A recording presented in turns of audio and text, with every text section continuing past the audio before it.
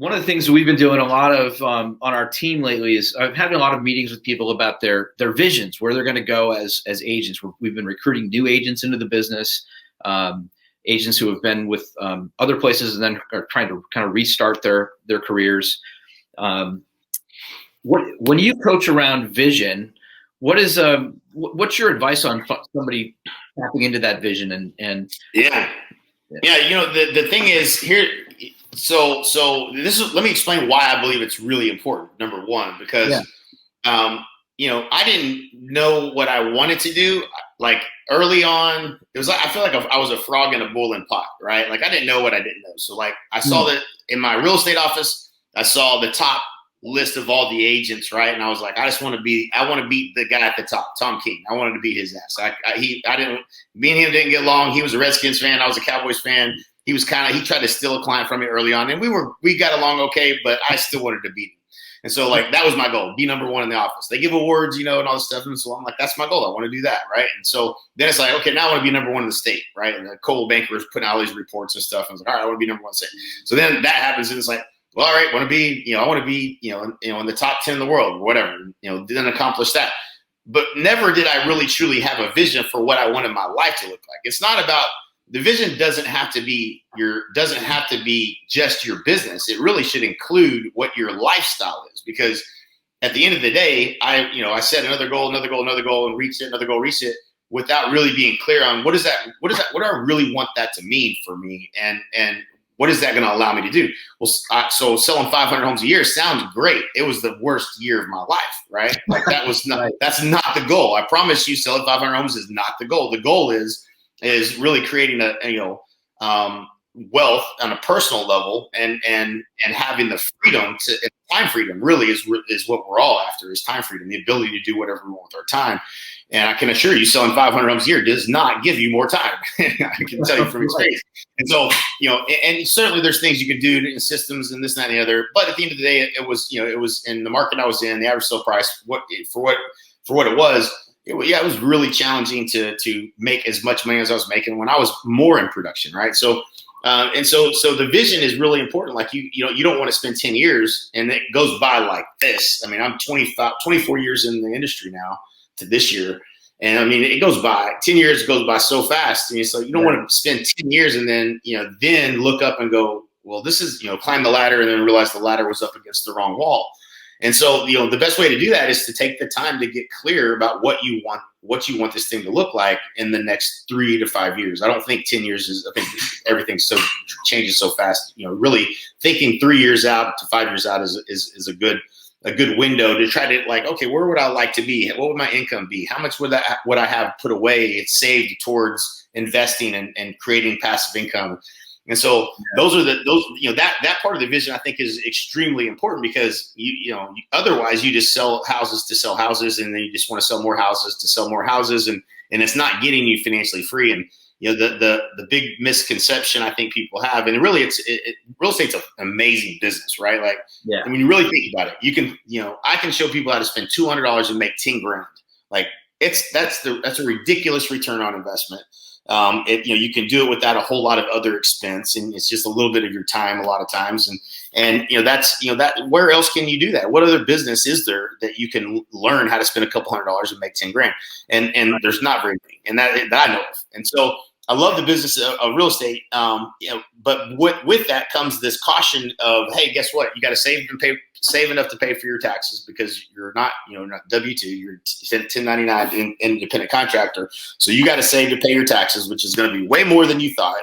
And got all these ideas coming at you, and you don't really know what you should or shouldn't say yes or no to, because you don't really have a philosophy about what you're trying to build, right? So this is where helping get that clarity around, hey, listen, if you want to be the top listing agent in such and such area, then stop spending money on Zillow, okay? And in a city that's 30 miles from here, right? Like that's not in alignment, right? So when you're clear on like what the vision is and what the goal is, what you're trying to accomplish, it's easier. It should serve as a filter for how you say yes or no to things, right? And so when somebody says, hey, I got this thing I want to sell you, we're doing this lead generation, we have this territory available and it's way over in this other area that's far away, from where you're at, where you want to be your target market, and you say yes to that because they were a good salesperson, that's just a matter of not having a clear enough vision and a filter to run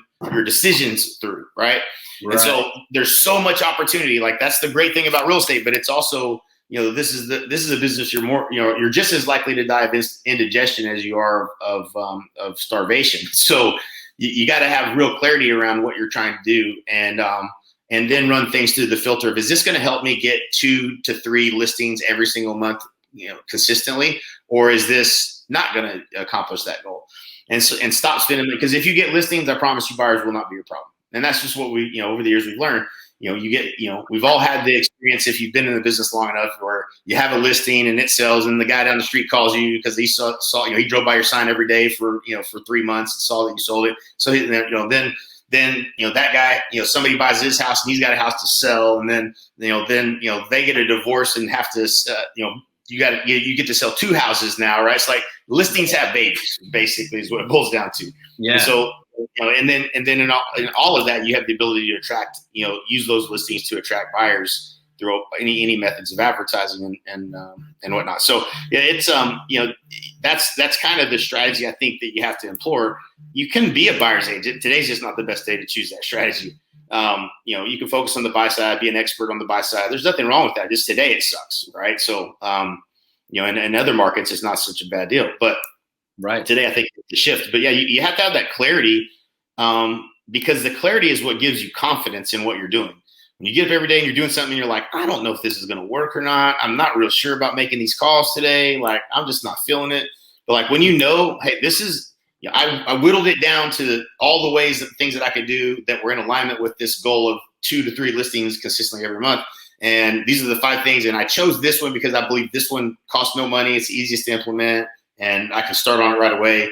So, you chose that for a reason, right? Like, but when you just kind of guessing and lollygagging around, with your decision-making process, you'll come off of that idea real quick and go to the next idea. And a lot of times you just your wheel spinning instead of executing.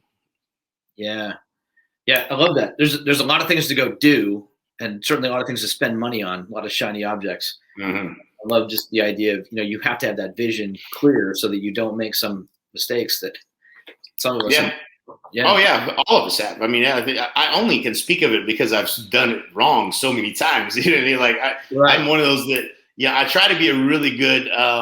Jay Abraham gives me a hell when I call it copycatter, but he says you're devaluing it. It's modeling success, which is true. That's the principle. But I try to do a really good job of that, but it seems like I have to crash into the wall sometimes in order to learn a lesson, and those are the ones I remember the best. So. Lessons bought or lessons taught. I like that. Lessons bought or lessons taught. Yeah. What have been, we're all about vulnerability and humility here as leaders. Yeah. Any really bad failures? You're like, oh God, I wish I hadn't done that. Yes. Let me get lay down on my couch here, and I can tell you quite a few. So I mean, I remember. In 2000, 07, 08 was my biggest, the biggest test of my character. I remember that's when I met Amber, my wife, was in 08. So like that year for Christmas, she got like Batman Forever on DVD, like a crimping iron and a Starbucks gift card. And I think that was about it. And so and it was a joke because I try to set the bar really low just so I have something I can improve upon. So she was around through the whole thing. And I remember laying in bed one evening, and I finally was going to just add up the damages, right? Like surviving from like 07. This was probably in 08, middle of 08 or end of 08. And I was adding up all the damages from, all the rental property I had, all the flips that I had to convert to rentals, my development, new construction, my coaching company, like everything that I had was real estate. And it added up to like debt was like $680,000 in bad debt, right? Or something crazy like that. And there was, and I wasn't even back to making money again. I was still hemorrhaging, and so, I finally got to the point where I felt like I could pay to live. But I didn't know how I was going to get back to zero, or back to positive in terms of my net worth. And so, I mean, I literally had, spent basically 10 years and then got to start over again, right? Like everything I had earned, all 25 rental properties were maxed out. Like it was everything I'd done to that point was a mute point and just, hey, guess what? Start over. And it was I laughed. I remember looking at it and I just laughed because there was nothing. I was either cry or laugh. And I guess I just chose laugh. And so I was just like, all right, well, all I can do is chip away at it. And so it was just every day chipping away at it. You're not doing anything that's moving the needle very big at the time is what my experience was. It was just painful because, normally I could move things faster because I had leverage. I could go flip a property, but I didn't have any more leverage. I leveraged everything I had. I remember I canceled my Netflix. It was $7.99. And I canceled my Netflix on my credit card one day. And I was like, that's when shit's got really bad is when when you can't afford, when you look at $7.99, you're like, I don't really need that. Let it go. And so, yeah, I mean, that was a real tough go. My biggest lesson was, when you go through a downturn is cut deeper than you think you need to, and do it sooner than you think you have to. That's the one I'll never forget because I fought it and I tried to outwork the downturn, and there's no outworking a downturn like that. There was just, there's nothing you can do. But I mean, those were a test. It was a test of your character, and you either back up against the wall or you come out swinging. And I came out swinging, and it took me a while. I think in 2010 I was finally completely debt free. It took me that long, to 2.5 years almost. To get back to debt free. But man, once I was debt free, I was like, never again, boy, I'll never make that mistake again. And, but yeah, of course, you run into new things that you learn too. And we had, as we had the coaching and training organization, we had the next biggest test that I was tested. And having been through it before, you feel like you're pretty much, you can go through anything. Right. Like, outside of a death in the family, and things of that nature that are really much, much more difficult than any kind of business problems you might have. But, the downturn, that once you go through it and you survive, you're like, oh, I'm like Iron Man. I can do anything. So I don't care how bad it is. I can handle it. And so you have a little bit of confidence about yourself, going to the next one. But the next one I got was a real kick in the nuts, man. It was, we're running between 8 and 10 million in revenues with the coaching and lead generation company, all that kind of stuff we were doing, and technology and everything else. And we released a product. I'll keep it. I shall keep that now to myself. Just not going to put that back out there into the. I might have people that are like, yeah, I remember that piece of shit product you sold. But it wasn't a bad product. Actually, it was a really good product. It was incredible, and it was really organically being created because we had a ton of buyers that were being created from this one source that we had. And we had to figure out what to do with these leads. And so we basically started selling them to agents all around the country. We were generating like 30,000 leads a month organically. And so, and we were trying to funnel them, create a system to funnel them to agents and sell them as a product. So we started selling them, and, we didn't sell to anybody we didn't know, right? Normally coaching, it's a pretty personal relationship. We knew our clients and that kind of thing. And so like I didn't even measure chargebacks as an issue. Chargeback, is when somebody charges something back on their credit card. And so we ended up selling this lead product for like $300 or something a month or whatever, $300 or $400, really inexpensive for what it was. And we sold like 250 the first month, and then 150 the next month. And then our merchant reaches out to us and says, hey, your chargebacks are above 1%, which we were doing about 700 or 800 charges a month. So essentially that's like 70, I think that did the math right. Chargebacks that had happened. I'm like, chargebacks? What the hell is a chargeback? I've never even seen one, right? I've never happened to us before. And people were just on their last nickel, people I never would have sold anything to, honestly, ever again. And they would just charge it back. And so they said, well, we're going to take 200,000 out of this month's revenue to cover in case something, goes back wrong or whatever. But then we had to take all of the people that called in and they, wanted, a refund. We had to loosen up our refund policy and say, well, we got to give everybody their money back if they ask for it, because if not, they're going to do a chargeback, and then they're going to shut down our merchant. We can't charge anybody anything, right? And so it was a real problem. Like we were backed into a corner, and there wasn't a lot to do, but other than continuously try to add more value to the people that we sold, and try to fix the problems as they came in. But it took us about 120 days. We didn't know if we were going to survive it because they kept taking money from us every month, and that would have been the money we used to pay people, right? And so it was a heck of an interesting. And the worst part about it was we couldn't stop selling the product because the revenue from selling the product was all we had to keep going. That would have, otherwise, if we just stopped selling the product, we had to pivot to something else, which was a whole nother strategy that we eventually had to employ. But it was, I just remember looking up, and like 4 or 5 months had gone by, and Mike was working on Partner, and we had spun that off and was doing that separate.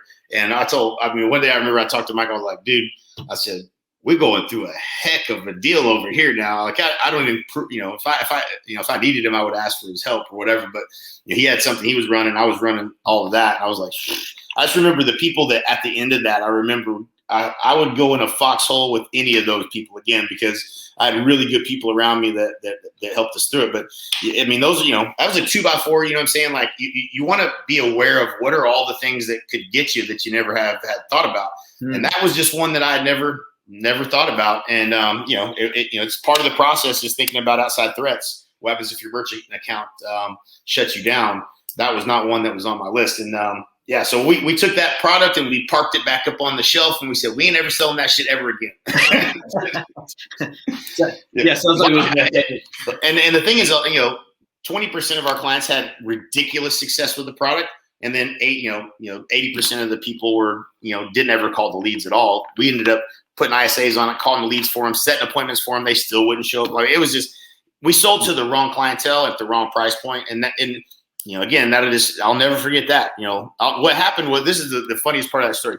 So we had this mentor, he's a buddy of ours. He's definitely a guru. And, he had us up on stage at one of his events, and he was like, you guys are selling this and this and this. And he's like, you know what y'all need to do? He's like, y'all are fishing for tuna. And we're like, yep, we're fishing for the best of the best. That's what we want. We want to help people. We make winners win bigger. We don't make losers winners. And he's like, but you got all this tilapia that you're catching in the net. Because all people that were attracted to all the stuff that we were doing were oftentimes agents that were only selling a couple houses a year or whatever, and that's the tilapia as he was putting it. He's like, you got to monetize that and sell them something, and so that's what we did. It was the stupidest thing we ever did. So that was the only bad advice I remember getting from him. But once you've identified your ideal client, and focusing in on that. And this applies to real estate too. Getting clear on who your ideal customer is and how you help those people is really important. And so, I can go for days. I got more, I'm sure, you know what I'm saying? But all of those things are just lessons that you learn along the way. And I guess what I would say, like the big takeaway should be is like, embrace the struggle, right? Like it's so easy to say, oh, that was uncomfortable, I don't want to ever do that again. But you still got to step into the darkness, right? Like you can't just stay in the safe zone because you're not growing, you're not getting better, you're not improving. And so you have to embrace the struggle and just fall in love with it. Like this is going to suck. I'm going to probably suck at this for a little while, but I'm still going to make these calls. I'm going to embrace the struggle, right? Like, whatever it is that seems hard, is just because you're growing. It's something that you needed to learn. And if you're ever too comfortable, it means you're just not growing and you're not challenging yourself. So I think that's the takeaway for me was, just, embrace what you don't know, write that shit down so you don't do it again, and create systems around it never happening again. Those are, lessons learned, right? I love it.